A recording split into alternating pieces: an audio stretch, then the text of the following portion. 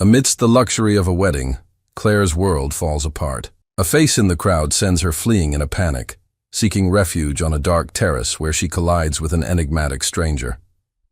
He is Dr. Liam Sterling, a surgeon whose calm is as intimidating as his power. He doesn't ask what happened. He asks something far more dangerous. Who are you running from? Before she can answer, the danger finds her. In an instant, the stranger claims her as his own, orchestrating a daring escape that launches her into his world of secrets and luxury. He offers her protection, but his help comes with an unknown price. Why would such a powerful man risk himself for a complete stranger? What did he see in her eyes that made him act? Claire may have escaped one nightmare, but she has just stepped into a much larger enigma. And sometimes, the safest refuge is also the most dangerous trap. Before we continue, tell me in the comments, what city and country are you watching from right now? I love connecting with our amazing audience from around the world. Let's keep going. The music stopped. For a split second, the entire grand ballroom of the St. Regis Hotel held its breath as the string quartet faltered.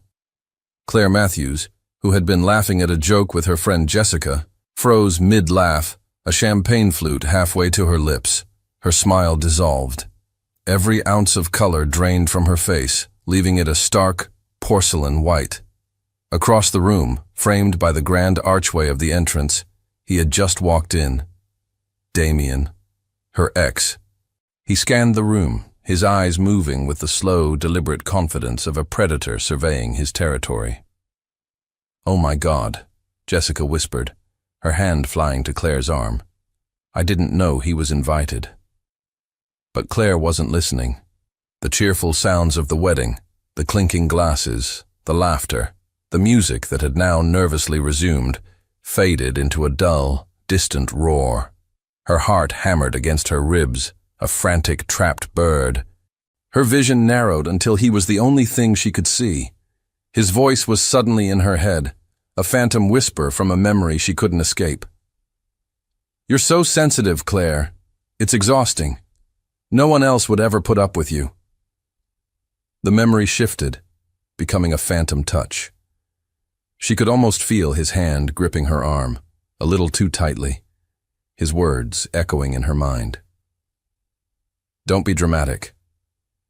I'm the best thing that ever happened to you, and you know it." The air in the ballroom grew thick, suffocating. She couldn't breathe. She had to get out. Now. "Claire, wait," Jessica pleaded. But Claire was already moving. She turned, her movements stiff, robotic, and fled. She didn't run, but she walked so fast it was almost a sprint, pushing through the glittering crowd, ignoring the confused looks from other guests. She just needed air. She needed to escape. She burst through a set of glass doors onto a secluded stone terrace, the cool night air a shocking, welcome slap against her heated skin. She stumbled to the balustrade, gripping the cold stone, her knuckles white. She leaned over, gasping for breath, her body trembling uncontrollably. She heard footsteps behind her. She flinched, her entire body coiling in on itself, a raw, instinctual terror seizing her. It was him. He had followed her. But the voice that spoke was not Damien's. It was calm, gentle, and laced with a quiet concern. "Are you okay? You looked like you were going to faint." She slowly turned. A man stood a few feet away, silhouetted against the light from the ballroom. He was tall, with a shock of dark red hair and eyes the most startling shade of blue she had ever seen. He held a glass of whiskey in one hand, his expression serious. Dr. Liam Sterling. She recognized him from a hospital fundraiser her school had participated in. A brilliant, charismatic surgeon. "I'm a doctor," he said, taking a hesitant step closer, his concern clearly genuine. "Can I help?" She just stared at him, the terror still swirling in her mind, her throat too tight to form words.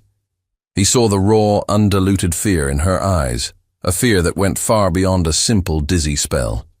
He seemed to understand in that instant that this was not a medical issue. It was something else.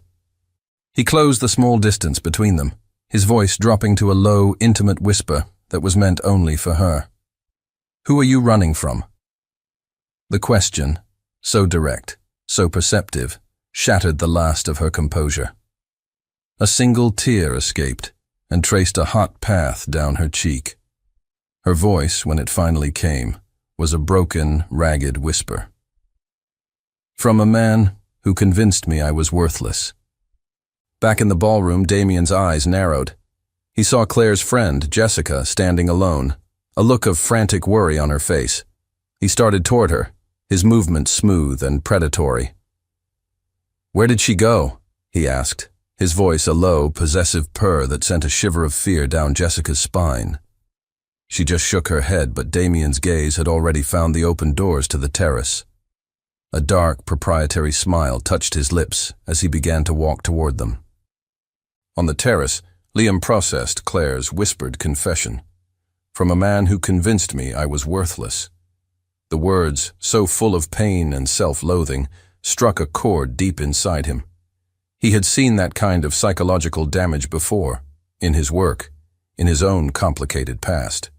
His professional concern as a doctor was instantly consumed by a fierce, protective instinct as a man. "You can't go back in there," he said, his voice firm, decisive. "Not tonight." "I have to," she whispered, her eyes still wide with fear. "My purse, my keys, my friend is still in there." "I'll have someone get them for you," he countered, "but you are not going back in there to face him." Before she could argue, the glass door creaked open. "Claire, what do you think you're doing?" Damien stood there, silhouetted against the bright lights of the ballroom. His voice was deceptively soft, the tone of a disappointed parent, but his eyes were hard, possessive chips of ice. He took a step onto the terrace, his gaze dismissing Liam as if he were a piece of furniture. Claire froze, her body going rigid, the panic threatening to swallow her whole again. But before she could even flinch, Liam moved. It was not a sudden or aggressive movement. It was smooth, deliberate, and utterly commanding. He stepped slightly in front of her, creating a subtle shield with his body. Then, he placed a hand on the small of her back, a firm, grounding pressure, and gently pulled her to his side. The gesture was a clear, undeniable, and public claim.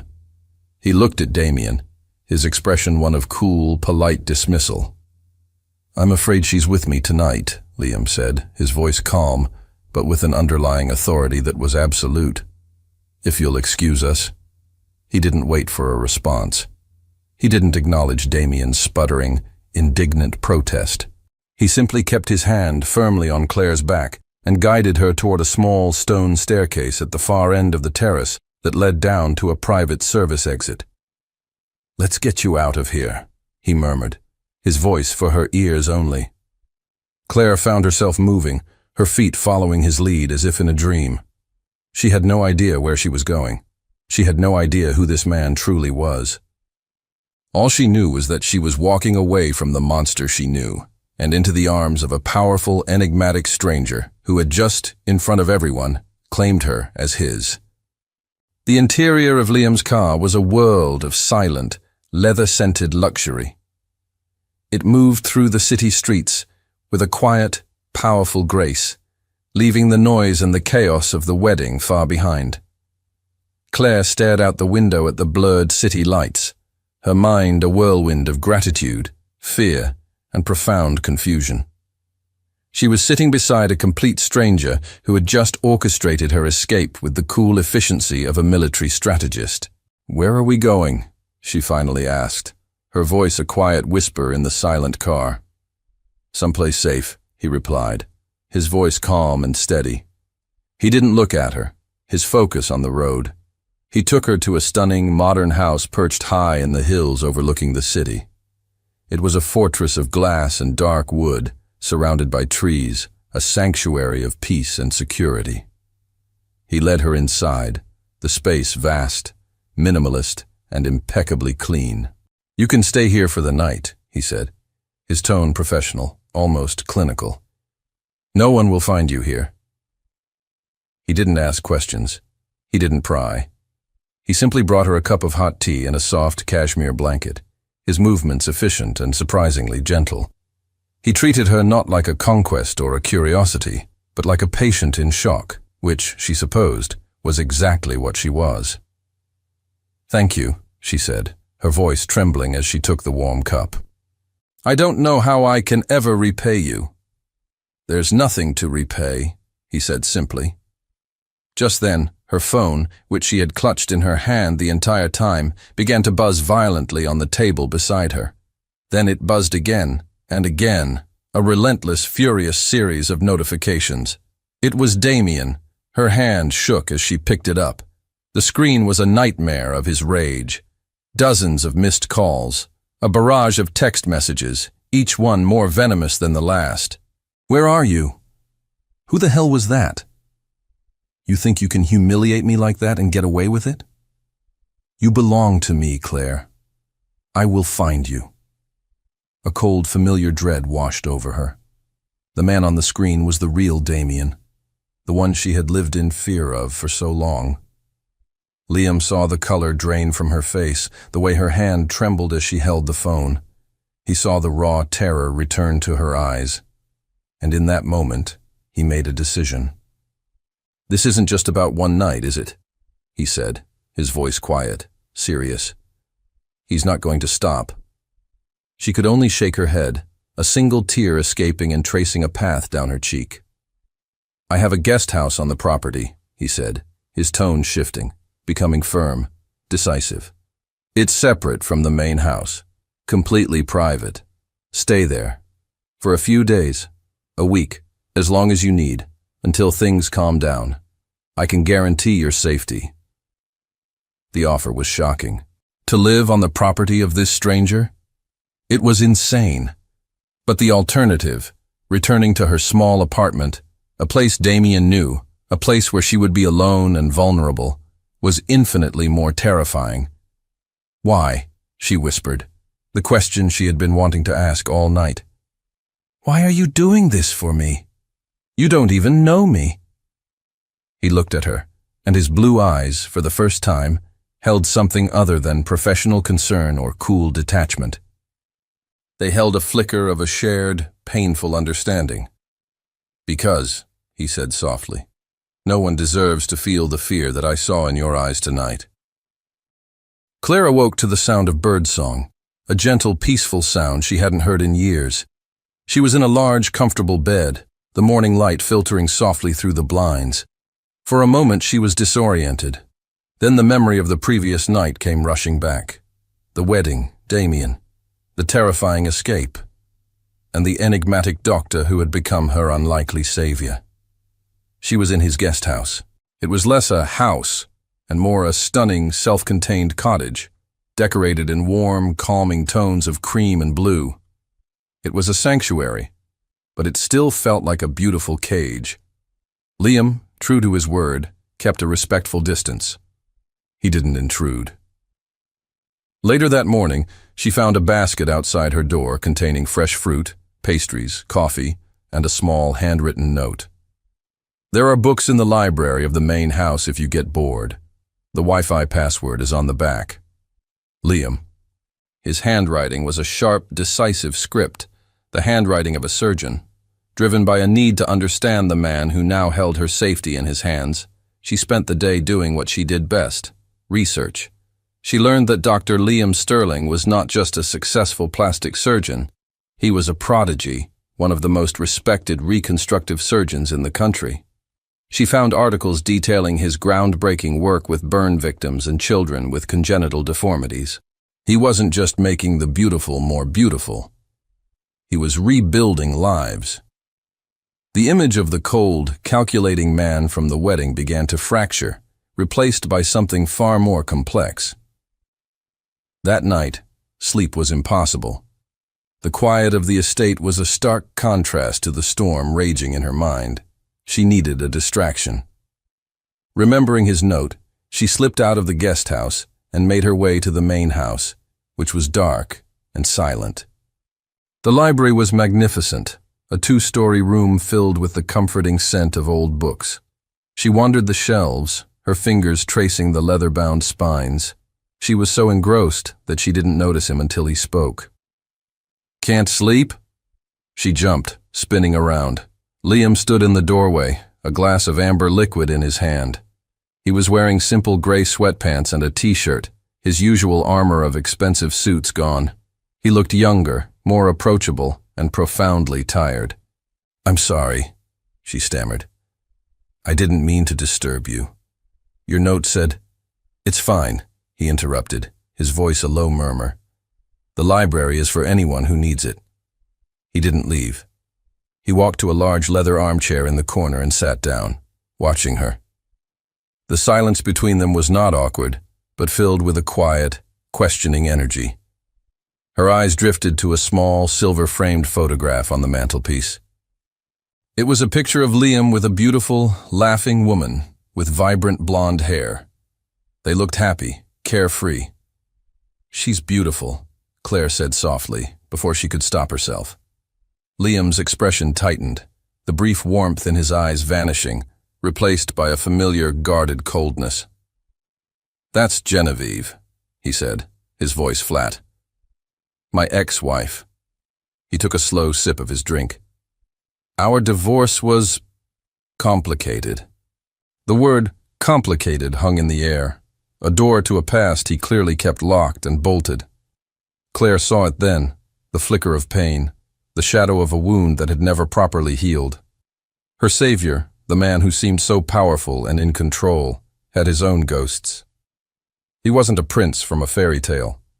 He was a man with scars of his own. "Complicated how?" she asked, her voice gentle, a quiet invitation. The question lingered between them, a fragile bridge built across the chasm of their separate pains. The fragile peace of the estate was shattered 2 days later. Claire, feeling a desperate need for some semblance of normalcy, decided to return to her job at the elementary school where she taught first grade. She told herself Damien wouldn't dare show up there. It was a public place, a place of children and innocence. She was wrong. As she was leaving school that afternoon, her arms full of graded papers, she saw it. Damien's sleek, black sports car was parked across the street, a silent, menacing predator waiting for her. He was leaning against the hood, his arms crossed, a dark, possessive smile on his face. The papers slipped from her numb fingers, scattering across the sidewalk. The panic, the suffocating, breathless feeling she had felt at the wedding, came rushing back, a cold, sickening wave. She fumbled for her phone, her fingers trembling so hard she could barely dial. Liam answered on the first ring, his voice calm and professional. "Dr. Sterling." "He's here," she choked out, her voice a frantic, terrified whisper. "Outside my school. He found me." The line went silent for a fraction of a second. When Liam spoke again, his voice had changed. The calm doctor was gone. In his place was someone else, someone cold, controlled, and utterly dangerous. "Go back inside the school," he commanded, his voice a low, steady growl. "Lock the door. Do not leave. I'm on my way." The 20 minutes it took for him to arrive felt like an eternity. Claire watched from the window of the principal's office as Liam's car pulled up, blocking Damien's in.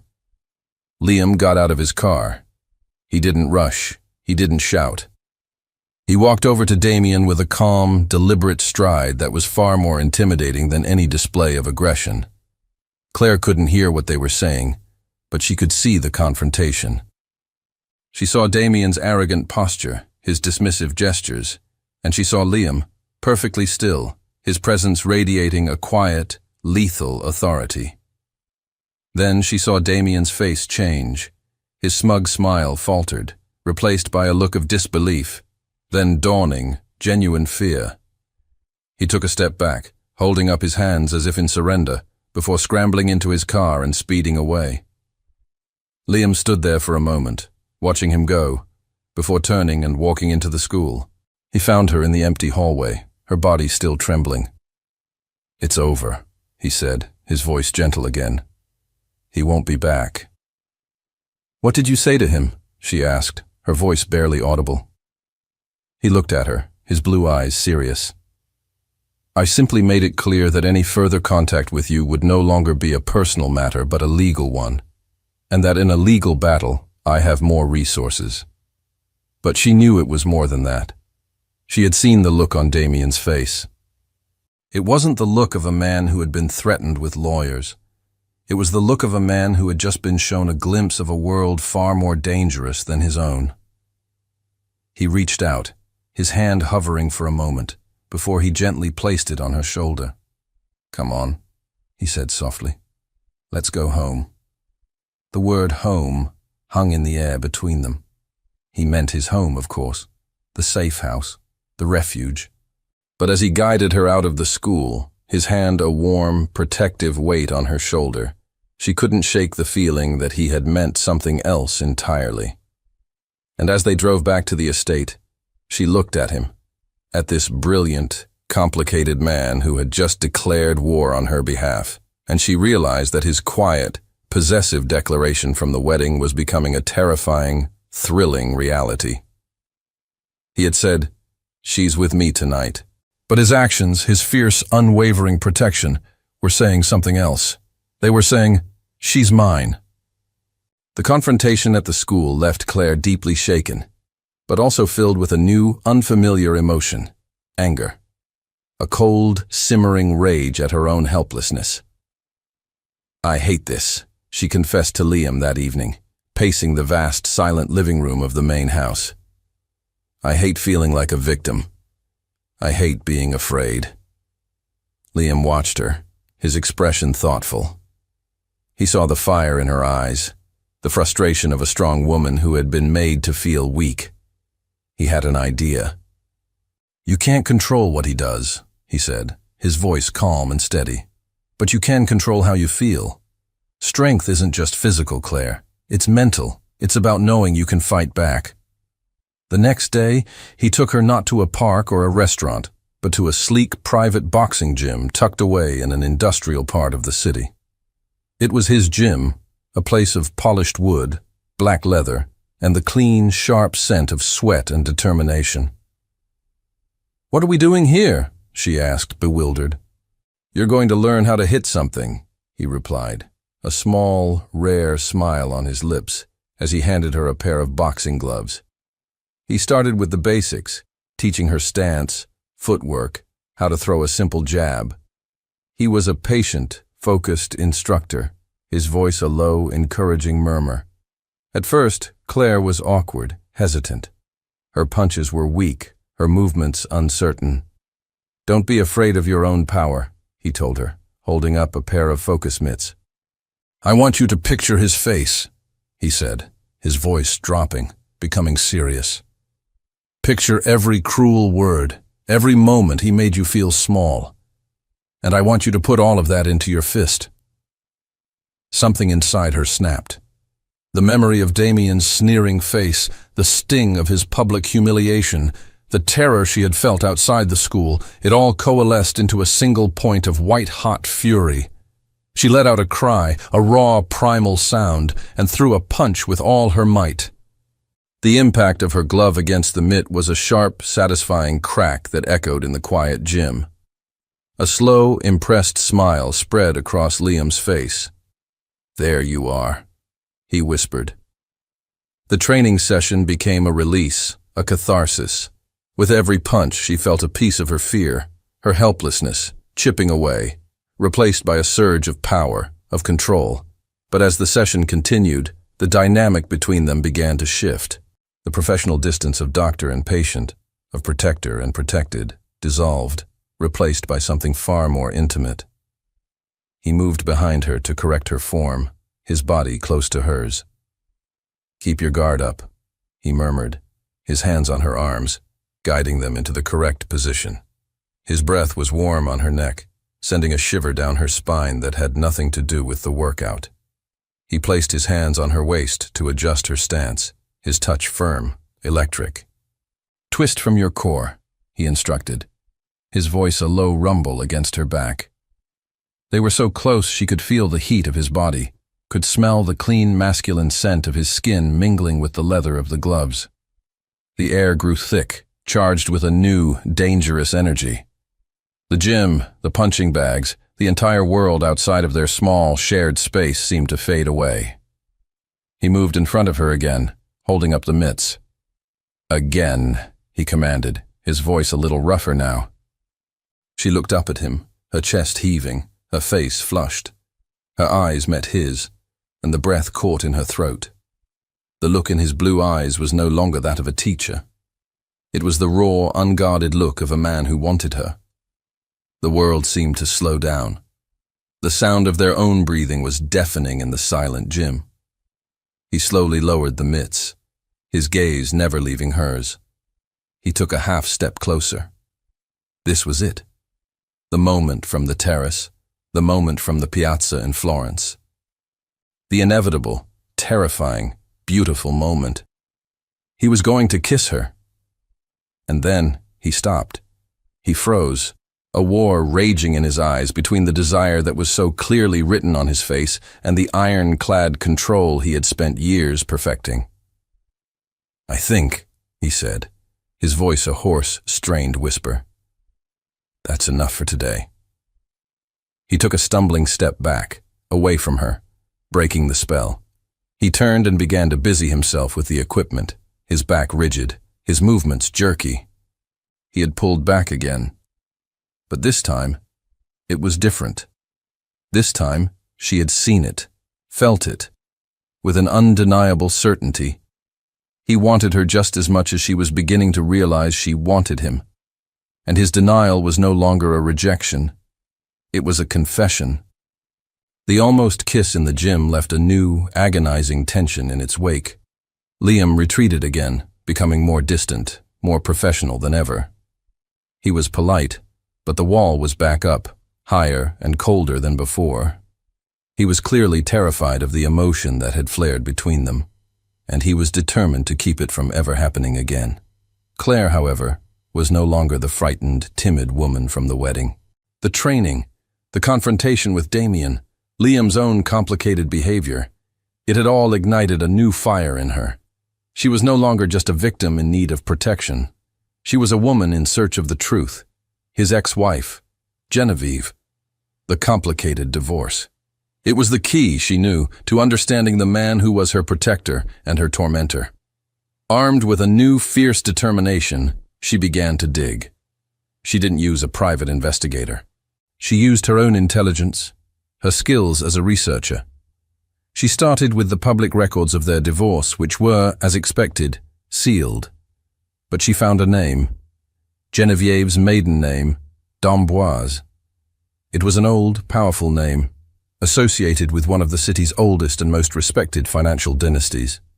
Her search then led her to old society articles, charity event photos, and business journals from the time of their marriage. The articles painted a picture of a fairy tale couple, the brilliant, handsome surgeon and the beautiful, sophisticated heiress. But as Claire looked closer, she noticed a pattern. In every photo, Genevieve was radiant, the center of attention. Liam, by her side, always looked slightly out of place, his smile a little too tight, his eyes guarded. Then she found it. An obscure article from a financial blog, dated just a few months after their divorce was finalized. The headline was innocuous. D'Amboise Industries announces major restructuring, avoids bankruptcy. Curiosity piqued, she read on. The article detailed how the d'Amboise family's massive corporation, which had been on the brink of a catastrophic collapse due to a series of bad investments, had been saved at the 11th hour by a massive, anonymous infusion of capital. A mysterious holding company with no public face had bought up the company's toxic debt, restructured its finances, and quietly saved it from ruin. The name of the holding company was Sterling Phoenix Group. Sterling. The word leaped off the page. Claire's heart began to pound. It couldn't be. She spent the next hour cross-referencing corporate registration documents, a complex, tangled web of shell companies and numbered accounts. But the trail, though cleverly hidden, was undeniable. The The hundreds of millions of dollars that had saved his ex-wife's family from utter disgrace and financial ruin had come from Liam. She leaned back in her chair, her mind reeling. The story the tabloids had hinted at, of a cold, work-obsessed husband who had neglected his wife, was a lie. This was not the act of a cynical, bitter ex-husband. This was the act of a man who had quietly, secretly, and at immense personal cost, saved the woman who had left him. She finally understood. His aversion to love, his fear of emotional connection, it wasn't because he was cold or unfeeling. It was because he felt too much.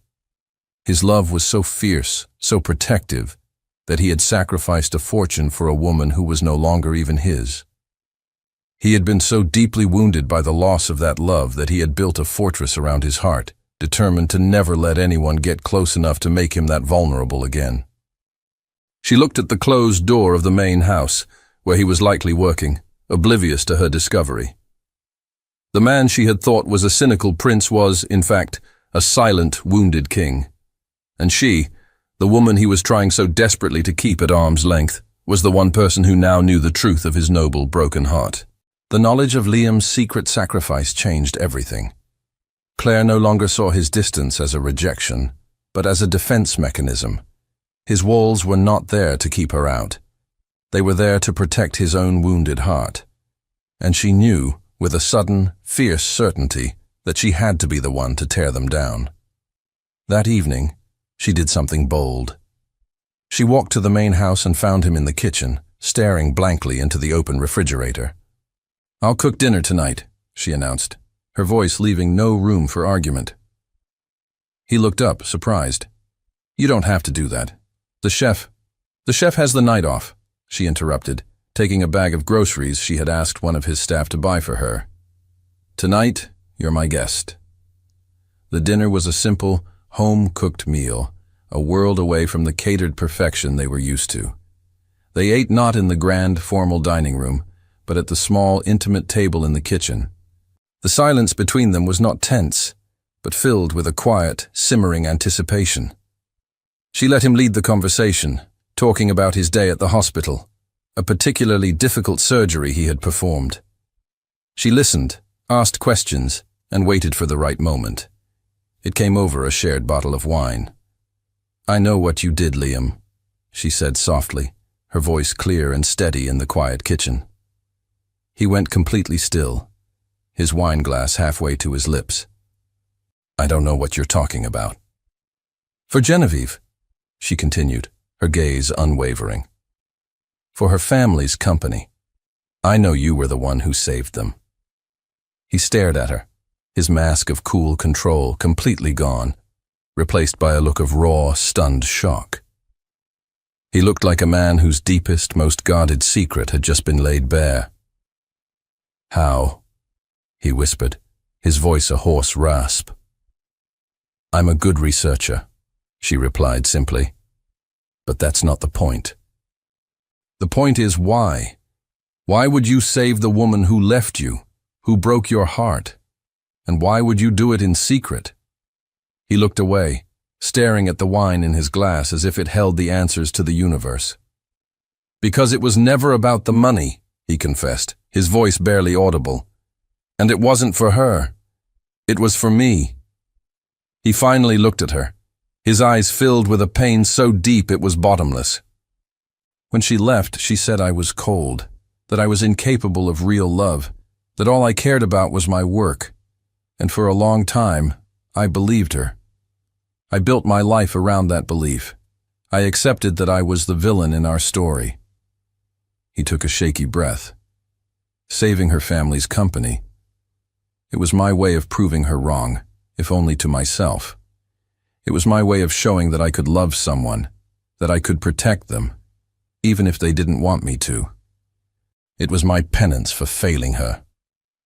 His confession was a gut punch, a revelation of a man so noble and so broken that it made her heart ache. "You didn't fail her, Liam," she whispered, her voice thick with emotion. She reached across the table and took his hand. "She failed you."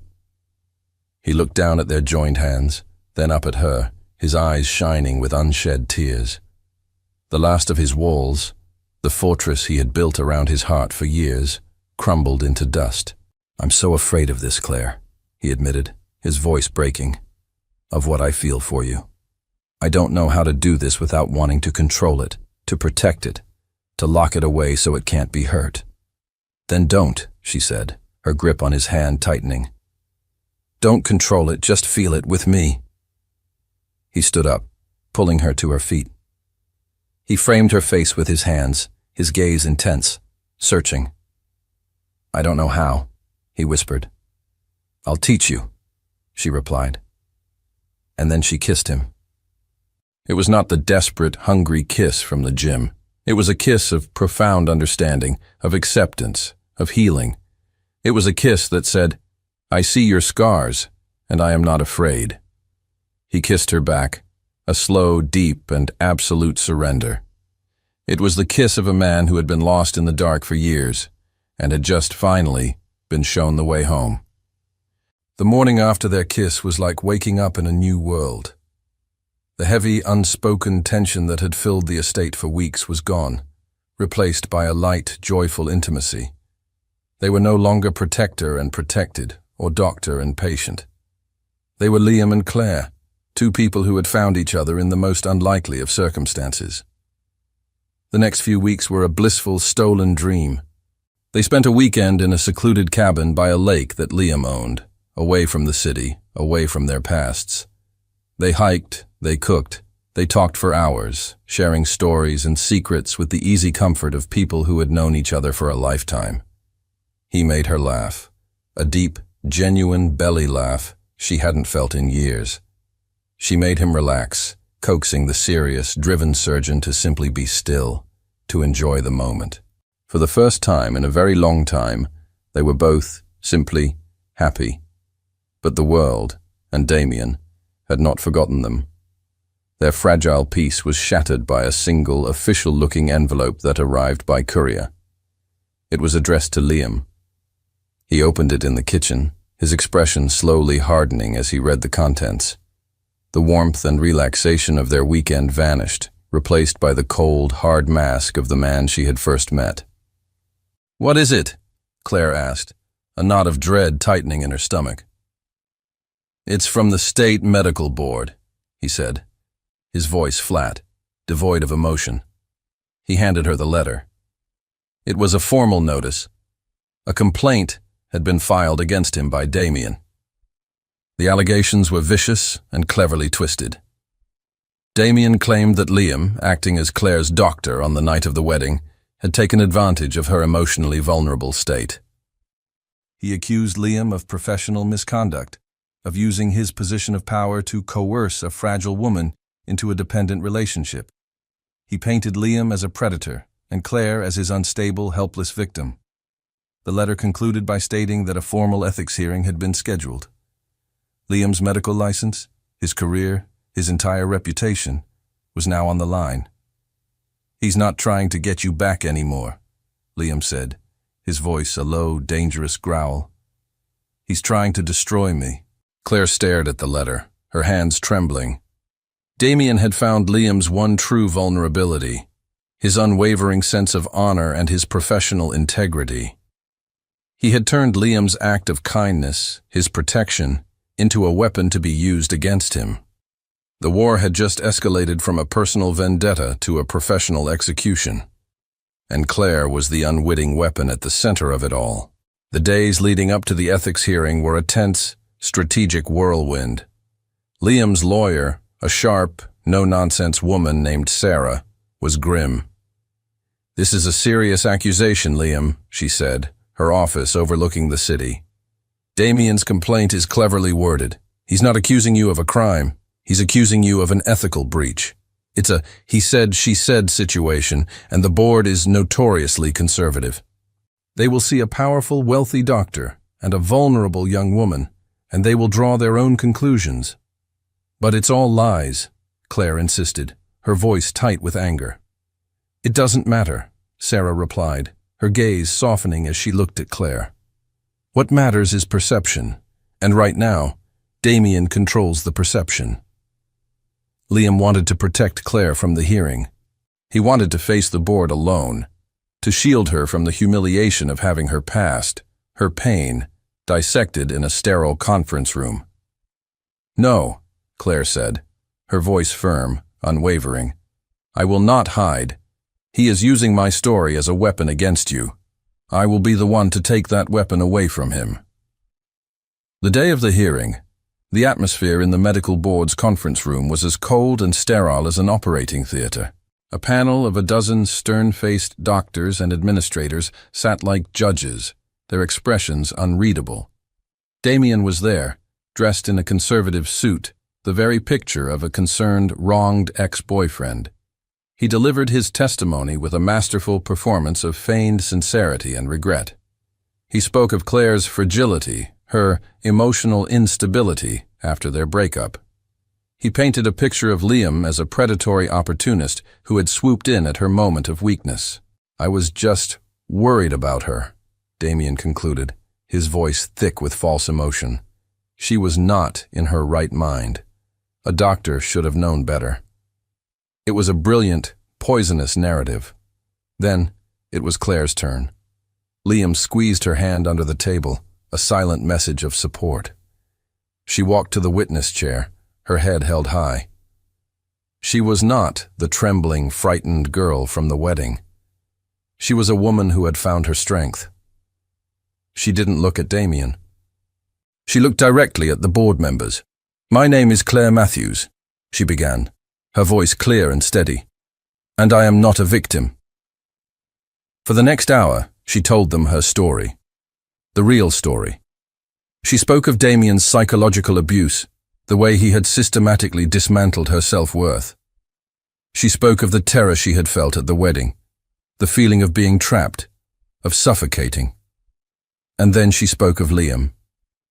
She spoke of his unexpected kindness, of his respectful distance, of the way he had given her a safe place to heal. She spoke of him teaching her how to fight back, not just physically, but mentally. "Dr. Sterling did not take advantage of a vulnerable woman," she said, her voice ringing with a powerful, undeniable truth.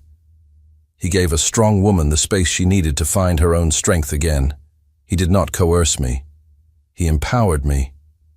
She finished, her words hanging in the silent, stunned room. Her testimony had been a masterpiece of quiet dignity and unwavering strength. But Damien's lawyer had one last, venomous card to play. He stood up, a smug look on his face. "Miss Matthews, your story is very moving," he said, his voice dripping with condescension. "But it is just that, a story. You claim this was not a transactional relationship. Then how do you explain this?" He placed a document on the projector. It was a bank statement. It showed a single, massive transfer of funds from one of Liam's holding companies to a new trust account set up in Claire's name. The amount was staggering. "It appears, gentlemen," the lawyer said, turning to the board, "that Dr. Sterling's empowerment came with a very hefty price tag. This wasn't protection. It was a payment. He bought her. And that, by any definition, is a gross violation of medical ethics." The image of the bank statement hung in the air, a stunning, damning piece of evidence. A wave of murmurs swept through the boardroom. Damien's lawyer had played his trump card perfectly. The transfer looked exactly like what he claimed it was.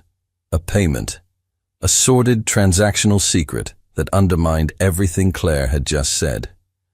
Claire stared at the screen, her heart sinking. She had forgotten about the money. Liam had insisted on setting up the trust fund for her on her first day at the guest house. "It's for your independence," he had said, "so you never have to feel trapped again." Now, that very act of generosity was being twisted into a weapon to destroy him. Liam's lawyer, Sarah, stood up to object, to explain the context of the fund, but the damage was done. The board members were looking at Liam with new, suspicious eyes. The perception in the room had shifted, just as Damien had planned. Liam remained perfectly still. He looked at the bank statement on the screen. He looked at Damien's smug, triumphant face. And then he looked at Claire, and he saw the flicker of despair in her eyes. He saw her pain, her humiliation, as her private struggles were once again being used as a weapon in a battle between powerful men, and in that moment, he made a choice. He could fight this. He could let his lawyers argue, explain the context, and drag Claire through a long, ugly battle of character assassination. He could probably even win. But it would come at a cost. Her cost. It would mean dissecting her past, her fears, her vulnerability, all for the sake of his career. He would not do that to her. He would not let her be collateral damage in his war. He stood up slowly, his movement commanding the attention of the entire room. "He's right," Liam said, his voice calm, clear, and utterly shocking. Claire's head snapped toward him, her eyes wide with disbelief. Sarah, his lawyer, looked at him as if he had lost his mind. "Yes, I transferred that money," Liam continued, his gaze fixed on the chairman of the board. "And yes," he said, his voice turning hard, "my relationship with Miss Matthews became personal. It crossed a line from professional concern to a deep personal attachment." He let the admission hang in the air, a stunning confession of guilt. "The rules of this board, the ethics of our profession, are in place to prevent even the appearance of impropriety," he said, his voice ringing with a strange, new authority. "And while my intentions were honorable, the appearance has been compromised." He looked around the room, at the stunned faces of his colleagues, the men and women he had worked with for years. "Therefore," he announced, his voice steady and resolute, "to remove any question of impropriety, to protect the integrity of this hospital, and to shield Miss Matthews from any further public scrutiny, I hereby tender my resignation from my position as Chief of Reconstructive Surgery, effective immediately." The room erupted in a cacophony of gasps and shocked whispers. He had just sacrificed everything: his career, his position, the department his family had funded for generations. He'd thrown it all away. He didn't look at the board. He didn't look at Damien. He looked only at Claire. He gave her a small, almost imperceptible nod, a silent message that said, "You are more important." He then turned and walked out of the hearing room, leaving behind his career, his reputation, and a room full of stunned, silent people. He had chosen her, completely and unconditionally, above all else. Liam's resignation sent shockwaves through the city's medical and social circles. It was the lead story on every news site. Star surgeon resigns amid ethics scandal. Damien was ecstatic, celebrating his victory, believing he had successfully completely destroyed his rival. Claire, however, was devastated. She found Liam back at his house, not angry or defeated, but strangely, profoundly calm. "You can't do this," she said, her voice choked with tears.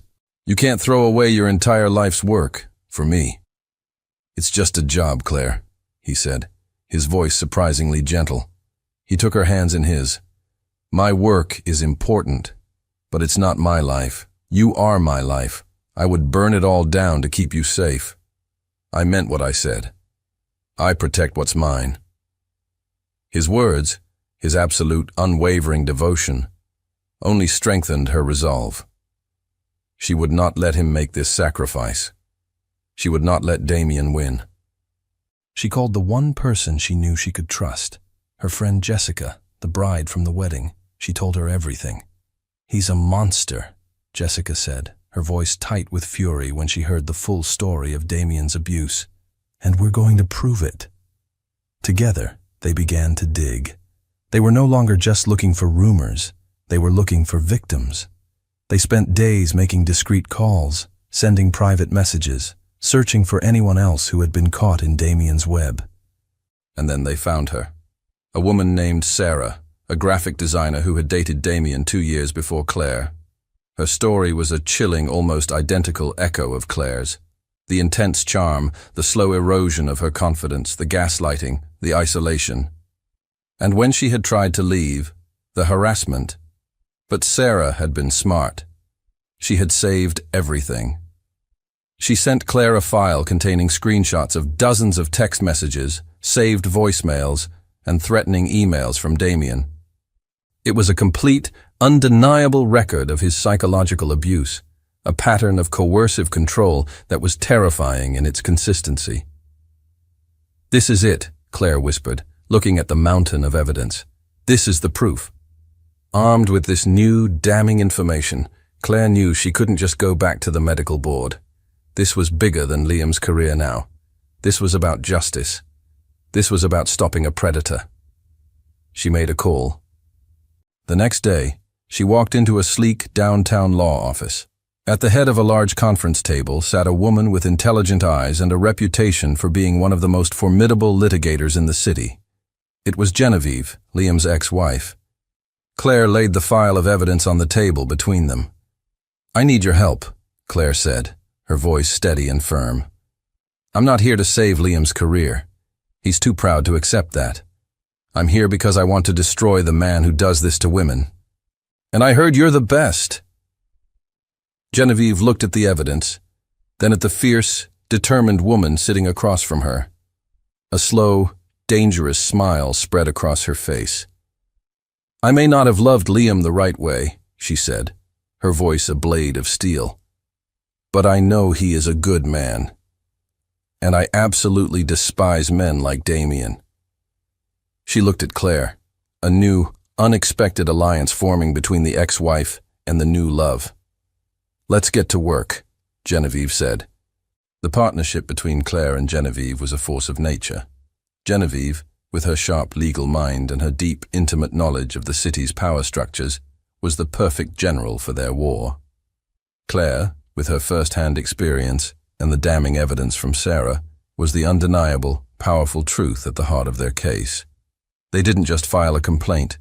They launched a full-scale, multi-pronged legal assault. First, Genevieve, representing both Claire and Sarah, filed for a temporary restraining order against Damien, citing a pattern of harassment and stalking. The evidence, the texts, the emails, the voicemails, was so overwhelming that the judge granted it immediately, a shocking public blow to Damien's reputation. Next, they filed a civil lawsuit for intentional infliction of emotional distress. The suit was a masterpiece, detailing Damien's systematic psychological abuse with cold, clinical precision. But Genevieve's masterstroke was her use of the media. She didn't leak the story to a gossip columnist. She gave an exclusive, on-the-record interview to a respected Pulitzer Prize-winning journalist known for her in-depth investigative pieces on powerful men who abuse their positions. The story that came out was not a piece of salacious gossip. It was a bombshell. A meticulously researched, fact-checked exposé on Damien's predatory behavior, featuring the brave, on-the-record testimony of two of his victims. The fallout was immediate and catastrophic for Damien. His firm, facing a PR nightmare, suspended him indefinitely. His wealthy fiancée, horrified by the revelations, publicly called off their engagement. His social circle, once so quick to laugh at his cruel jokes, now shunned him completely. He was a pariah. The story also had another unintended consequence. It completely recontextualized the medical board's hearing against Liam. The board, now seeing the true nature of the man who had filed the complaint, quietly convened another private meeting. They reviewed the new evidence. They saw Damien not as a concerned ex-boyfriend, but as a malicious, manipulative predator who had used their ethical board as a tool for his personal vendetta. The chairman of the board called Liam personally. "Dr. Sterling," the chairman said, his voice full of a deep, formal apology. "The board has unanimously voted to dismiss all complaints against you. The evidence of Mr. Damien's malicious intent is undeniable. We were misled." He paused. "Furthermore, the board would like to formally and humbly ask you to reconsider your resignation. Your position as chief of surgery is waiting for you, should you choose to accept it." The victory was absolute. Damien was ruined. Liam's name was cleared. His career was restored. Liam hung up the phone, a sense of profound, quiet relief washing over him. He found Claire in the library, looking out the window, a soft smile on her face. He came up behind her, wrapping his arms around her waist. "You did it," he whispered, his voice full of awe and admiration. "You saved me." She turned in his arms to face him. "No," she said, her eyes shining. "We saved each other." The offer from the hospital board was a complete vindication, a restoration of his honor and his career. Everyone expected Liam to accept it immediately, to step back into his role as the celebrated chief of surgery. But the man who had walked out of that hearing room was not the same man who had walked in. The crisis, his sacrifice, and Claire's fierce, unwavering loyalty had changed him in a fundamental way. He called the chairman of the board the next day.